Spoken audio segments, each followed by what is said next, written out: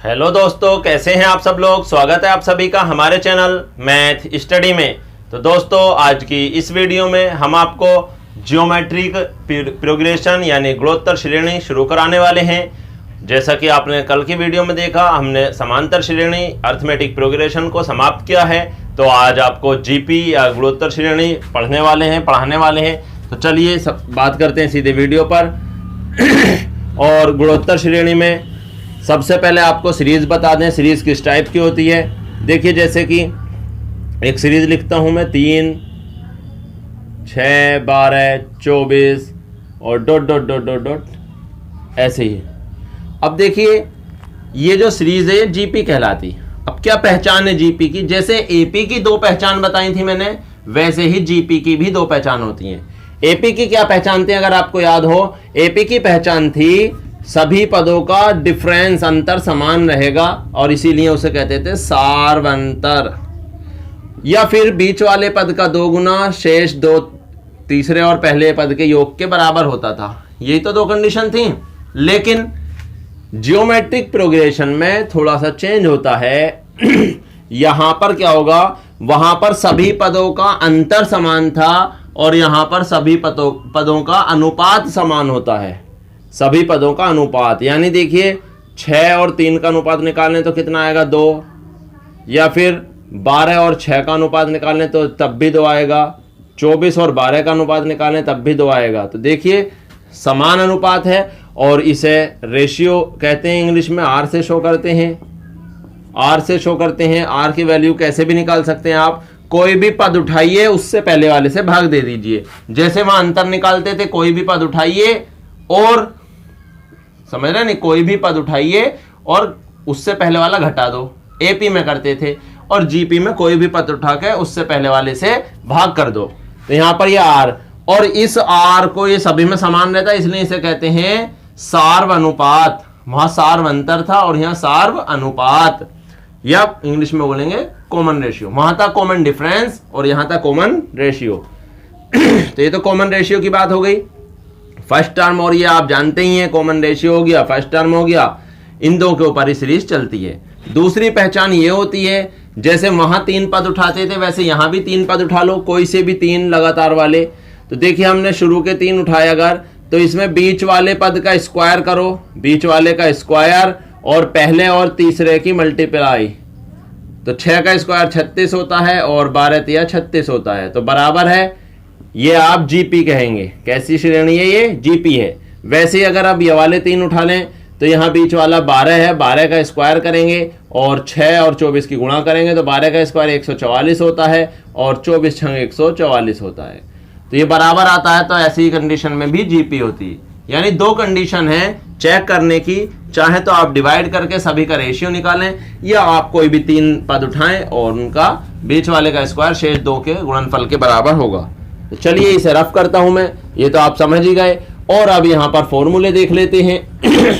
AP में GP में थोड़ा सा डिफरेंस होता है। ये तो डिफरेंस है ही केवल कि अनुपात और अंतर, ये तो है ही। एक नई चीज होती है डिफरेंस के हिसाब से। तो देखिए, सबसे पहले मैं आपको यहाँ टी एन एनवा पद बताता हूं। जीपी का एनवा पद फॉर्मूला होता है ए आर की पावर n-1। ए आप जानते ही हैं, पहला पद है। आर आप जानते हैं सार्व अनुपात है, कॉमन डिफरेंस। और n हो गई जोन सा पद है, पद की संख्या, 10वां पद, 20वां पद। सपोज करो इस श्रेणी का आपसे 50वां पद पूछ लिया जाए तो आप क्या करेंगे? T50 बराबर a आपका 3 दे ही रखा है, r आपका 2 है और 2 की पावर 50-1, तो 3 इंटू 2 की पावर 49। और इसे आप आगे सोल्व नहीं कर सकते, यहीं पर आंसर छोड़ देंगे। इतना कर सकते थे, अगर आगे 3 की जगह कोई 2 का मल्टीपल होता तो उसकी भी पावर बना के इसमें ऐड हो जाती। अगर सेम पावर है, सेम आधार है, तब। आधार सेम नहीं है तो आप यहीं पर छोड़ देंगे, यहीं पर आपका आंसर हो जाएगा, क्योंकि 49 पावर का मान हम नहीं निकाल सकते। तो ये तो देखिए 50वां पद निकालना ऐसे हो जाएगा। और देख लेते हैं। और आप जैसे मैंने एपी में बताया था वैसे इसमें भी कर सकते हैं। लास्ट टर्म को आप AR⁻n-1 ले सकते हैं फॉर्मूला।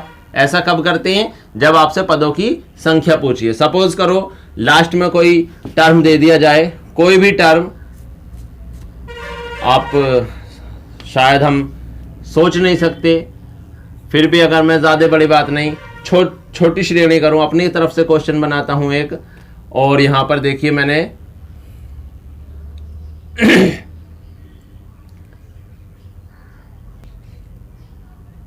सपोज करो छोटी सी सीरीज ले ली, लास्ट टर्म के ले लिया 192, और अब मुझे यहां पर n की वैल्यू निकालनी है, कितने पद हैं श्रेणी में, तो ये वाला फॉर्मूला यूज करेंगे। लास्ट टर्म 192 है, फर्स्ट टर्म 3 है, और कॉमन रेशियो 2 था, n-1 ऐसे ही रहने दो।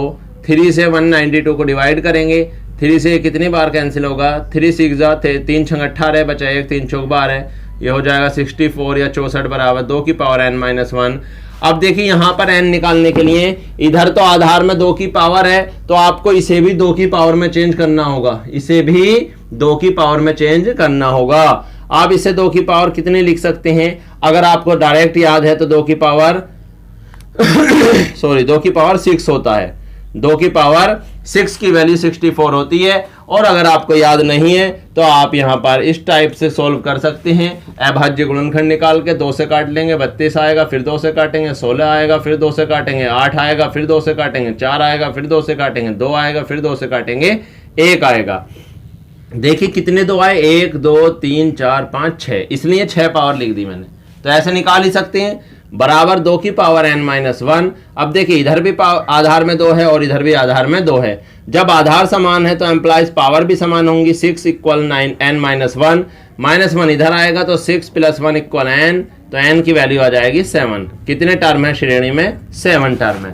तो जो nवां पद होता है वही लास्ट टर्म के रूप में यूज कर सकते हैं आप, क्योंकि n की वैल्यू निकालने के लिए लास्ट टर्म दिया होता है और उसका फॉर्मूला यही होता है जो nवें पद का होता है। तो यहां पर ये तो आप पता लगी गया आपको।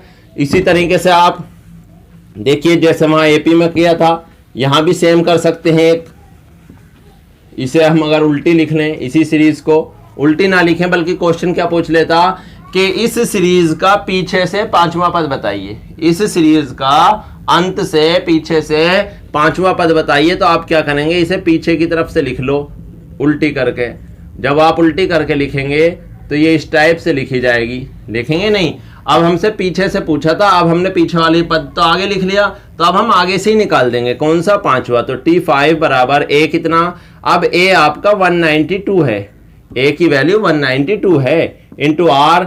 अब r निकालेंगे तो कोई भी टर्म उठाएंगे, जैसे मैंने 12 उठाया तो 12 के आगे वाला नहीं लेते, 12 से पहले, 12 से पहले क्या था 24, तो 12 से 24 कट जाएगा, 1/2 आएगा, तो 1/2 r आ गया। r की पावर कितनी होगी, 5 - 1। यही फॉर्मूला होता है ना, Tn बराबर a इंटू r की पावर n-1, तो a ये रहा, r ये रहा, n-1, n 5 - 1 तो T5 बराबर 192 इंटू 1/2 की पावर 5 में से 1 घटा 4, तो T5 बराबर 192 इंटू 1 की तो कितनी भी पावर हो 1 ही रहता है, 2 की पावर 4 होता है 16, 2 की पावर 4 की वैल्यू 16 होती है। अब इसे काट देते हैं 16 से, 16 1 जा 16, यहाँ काटेंगे 16 1 जा 16, बचे 3, 16 2 जा 32, तो T5 बराबर कितना आ गया 12। इस सीरीज का पीछे से 5वां पद 12 होगा, जो कि ये है, क्योंकि ये सीरीज बहुत छोटी सीरीज मैंने अपनी तरफ से बनाई है, इसलिए इसका ऐसा आ गया। तो देखिए इसे रफ कर देते हैं और अब बात कर लेते हैं यहाँ पर पद वाले तो क्वेश्चन आप कर ही लेंगे, मैं समझता हूँ ऐसे ही बहुत आसान है पद वाले, कौन सा पद, 10वां पद, 20वां पद। अब बात आती है पदों के योग की। तो देखिए यहाँ पर जैसे हम एपी में n पदों का या अनंत पदों का योग एक ही करते थे, अनंत पदों के योग में इनफाइनाइट का यूज करते नहीं थे, केवल अनंत पदों को n मान लेते थे और वही करते थे। लेकिन यहां पर डिफरेंस होता है इस चीज का, यानी अगर n पदों का है तो फॉर्मूला अलग रहेगा और अनंत पदों का है तो फॉर्मूला अलग रहेगा। देखिए n पदों का योग का फॉर्मूला होता है a r की पावर n -1 अपॉन r -1। देखिए -1 पावर में नहीं है, कभी यहाँ n के साथ पावर में जोड़ लो, जैसे अभी पद में था, वहां अभी nवें पद में पावर में ही होता -1, लेकिन योग में -1 नीचे होता। और ये कंडीशन है इफ r ग्रेटर देन 1, यदि r की वैल्यू 1 से बड़ी है तब आप इस फॉर्मूले का यूज करेंगे n पदों के योग के लिए, और इफ r की वैल्यू लेस देन 1, 1 से छोटी है, अगर आर की वैल्यू 1 से छोटी है तो आप फॉर्मूला चेंज कर देंगे। क्या फॉर्मूला हो जाएगा, देखिए फॉर्मूला ये हो जाएगा, ऊपर वाले में इसमें कोई ज़्यादा बड़ा चेंज नहीं है, आप यहाँ से माइनस माइनस कॉमन लेओगे, कट जाएगा और ऐसा ही बन जाएगा। लेकिन डिफरेंस इतना है, आर की वैल्यू 1 से बड़ी है तो इसे लगाएंगे और छोटी है तो इसे लगाएंगे, क्योंकि यहाँ फिर माइनस आ जाएगा तो दिक्कत हो जाएगी। तो आपको ये फॉर्मूले याद रखने हैं। ये n पदों का योग होता है जीपी के, और अगर जीपी के अनंत पदों का योग निकालना हो तो उसका फॉर्मूला अलग है। अनंत पदों का योग होता है एस इनफाइनाइट बोलते हैं, और अनंत पदों का योग, अनंत मतलब जहां पदों की संख्या नहीं पता, तो वहां पर क्या होता है a/r-1। बहुत ही आसान, और जीपी बहुत ही आसान हो जाती है इस फॉर्मूले के साथ। अनंत पदों का योग बहुत जगह यूज होती है, जीपी शायद आपने कहीं सोचा हो या कभी महसूस किया हो, तो बहुत क्वेश्चनों में जीपी का यूज होता है। अनंत पदों के योग के फॉर्मूले का यूज बहुत ज्यादा होता है, एस इनफाइनाइट बराबर a/r-1। तो इन तीनों फॉर्मूलों को आप नोट कर लें, स्क्रीनशॉट ले लें, और अब आपको कुछ 1-2 क्वेश्चन करा देते हैं, बाकी कल की वीडियो में ज्यादा कराएंगे और कल ही इसे समाप्त कर लेंगे। तो चलिए आज का पहला क्वेश्चन देख लेते हैं। एक आपको सीरीज दी हुई है 9 + 99 + 999 + 4 × 9 और प्लस ... 100 टर्म, 100 पदों तक। क्या 100 पदों तक हमसे योग पूछा, प्लस लग जाए ना इनके सबके पीछे। हमसे क्या पूछा है, योग पूछा है इनका, और कितने पदों तक, 100 पदों तक। अब आपको चेक करनी है क्या एपी है या जीपी है। आपको अगर नहीं पता तो चेक करेंगे पहले। अगर हम एपी पर जाते हैं तो देखिए यहाँ पर डिफरेंस, यहाँ से यहाँ जाएंगे तो 90 का हो गया, और यहाँ जाएंगे तो 900 का। डिफरेंस अलग है तो एपी तो है नहीं। अब कॉमन डिफरेंस अलग है। अब बात करते हैं कॉमन रेशियो की। कॉमन रेशियो की बात करते हैं तो देखिए कॉमन रेशियो कितना है यहाँ पर। अगर हम 99 उठाएंगे तो 9 से डिवाइड करेंगे, कितना आएगा 11। लेकिन अगर 999 उठाएं और 99 से डिवाइड करेंगे तो कितना आएगा, यहाँ पर आएगा, देखिए बहुत चेंज आ रहा है, 11 तो नहीं आ रहा, यानी कॉमन डिफरेंस भी नहीं आ रहा, कॉमन रेशियो भी नहीं आ रहा। तो फिर क्या करें, ऐसी कंडीशन में ये जीपी ही होती है। पहचान आपको याद रखनी, जब सेम टर्म चलेंगी तो जीपी होगी, और इसे आप चेंज करके लिखेंगे। कैसे लिखेंगे, 9 है, 9 को 10 - 1 लिख सकते हैं। आप लिख सकते हैं या नहीं लिख सकते, प्लस 99 को 100 - 1 लिख सकते हैं, प्लस 999 को 1000 - 1 लिख सकते हैं, और इसे 10,000 - 1 लिख सकते हैं, प्लस ... ऐसे 100 पदों तक ऐसे लिखते रहेंगे, 100 पदों तक। ठीक है, ऐसे लिखते रहेंगे। अब आप इसे क्या कर सकते हैं, देखिए ये 10 लिया अलग, देखिए 1 - 1 - 1 सब अलग ले लेंगे, 10 वाले अलग ले लेंगे। ये 10 यहाँ आ गया, ठीक है, प्लस 100, प्लस क्या आया 100, तो 100 यहाँ लिया, और 100 को 100 ना लिख के 10 की पावर 2 लिख दिया। 10 की पावर 2 की वैल्यू 100 होती है नहीं, 100 होती है नहीं, प्लस सेम ये लिया 1000 और 10 की पावर 3 लिख दिया, प्लस 10,000 लिया और 10 की पावर 4 लिख दिया। आप सोचेंगे पावर में क्यों लिख रहे हैं, देखो गलत तो है नहीं, आप इनकी वैल्यू निकाल के देख सकते हैं, वही यही आएगी जो है। लेकिन आप लिख कैसे सकते हैं, 1 0 है तो 10 रहने दो, 2 0 है तो 2 पावर, 3 0 है तो 3 पावर, 4 0 है तो 4 पावर, ऐसे पावर में चेंज कर सकते हैं। और प्लस आगे को भी 100 पदों तक ऐसे ही आता रहेगा, 100 पदों तक। ठीक है, ये ब्रैकेट में अलग कर लिया, बाकी आपका -1 बचा, -1 -1 -1 ... ये भी कितने 100 पदों तक, ये -1 भी आपका 100 पदों तक चलता रहेगा। अब यहां पर चेक करते हैं, 2 सीरीज बन गई ये एक सीरीज बन गई, देखिए जीपी है नहीं, ध्यान रखेंगे यहां पर सार्व अनुपात निकाल लेते हैं। कॉमन रेशियो आर बराबर क्या होगा, 10 का स्क्वायर अपॉन 10 ऐसे निकालेंगे ना, 10 से पावर कैंसिल, आर के वैल्यू आ गई 10। या दूसरा तरीका है 10 की पावर 3 अपॉन 10 की पावर 2, तो इससे इसकी पावर कैंसिल, आर की वैल्यू यहाँ भी 10। या फिर और निकालेंगे 10 की पावर 4 अपॉन 10 की पावर 3, इससे पावर कैंसिल, आर की वैल्यू 10।